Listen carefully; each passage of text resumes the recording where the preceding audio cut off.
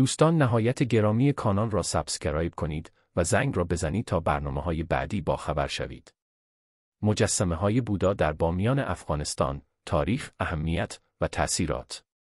مجسمه‌های بودا در بامیان افغانستان یکی از مهمترین آثار تاریخی و فرهنگی در جهان به شمار می‌روند. این مجسمه‌ها که در دل کوه‌های بامیان قرار دارند، نماد هنر و معماری دوران باستان و همچنین ارتباط عمیق افغانستان با دین بودیسم هستند.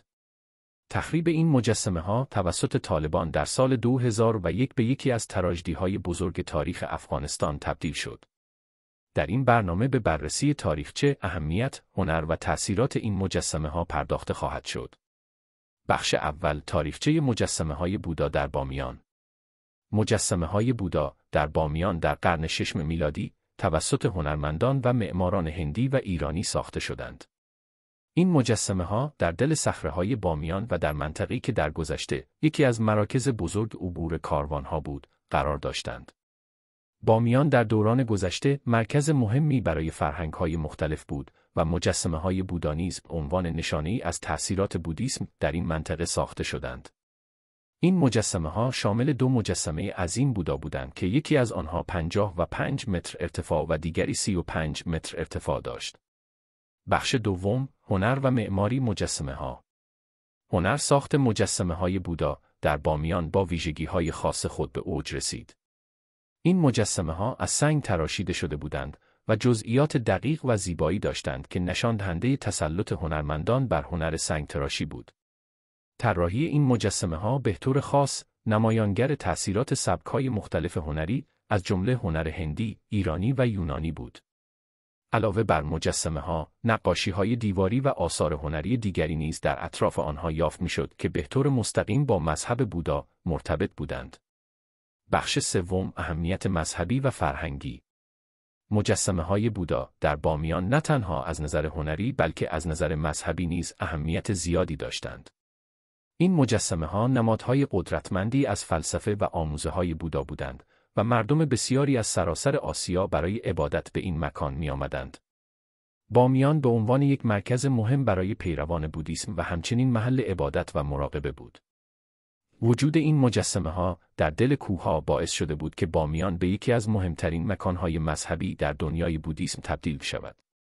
بخش چهارم، تخریب مجسمه‌ها توسط طالبان.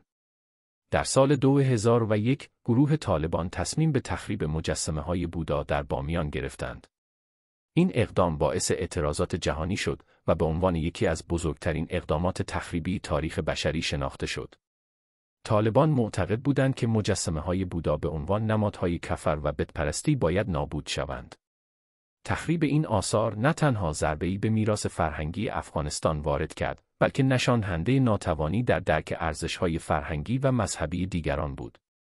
این واقعه همچنان یکی از یادگارهای تلخ تاریخ افغانستان است.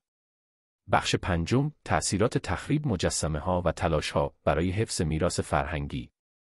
تخریب مجسمه‌های بودا تأثیرات گسترده‌ای بر جامعه جهانی و مردم افغانستان داشت. بسیاری از مردم بامیان و افغانستان از این تخریب احساس درد و رنج کردند، چرا که این آثار نه تنها بخشی از تاریخ افغانستان، بلکه بخشی از هویت فرهنگی جهان بودند. بعد از تخریب این مجسمه‌ها، تلاش‌های متعددی برای بازسازی و حفظ این میراث فرهنگی آغاز شد. برخی از سازمان‌های بین‌المللی و هنرمندان به منظور حفظ آثار و جلوگیری از نابودی بیشتر میراث فرهنگی اقداماتی انجام دادند، اما با توجه به وضعیت امنیتی و سیاسی منطقه، این تلاش‌ها همچنان با مشکلات زیادی روبرو است. در خلاصه باید بگویم مجسمه‌های بودا در بامیان نمادی از تاریخ، هنر و فرهنگ افغانستان و جهان بودند. این آثار نه تنها نمایانگر هنر سنگ‌تراشی و معماری بی‌نظیر دوران باستان بودند، بلکه نشان دهنده تنوع دینی و فرهنگی این منطقه نیز بودند. تخریب این مجسمه‌ها توسط طالبان آسیب بزرگی به تاریخ و هویت فرهنگی افغانستان وارد کرد و همچنان یادآوری از ضرورت حفظ و احترام به میراث فرهنگی در سطح جهانی است.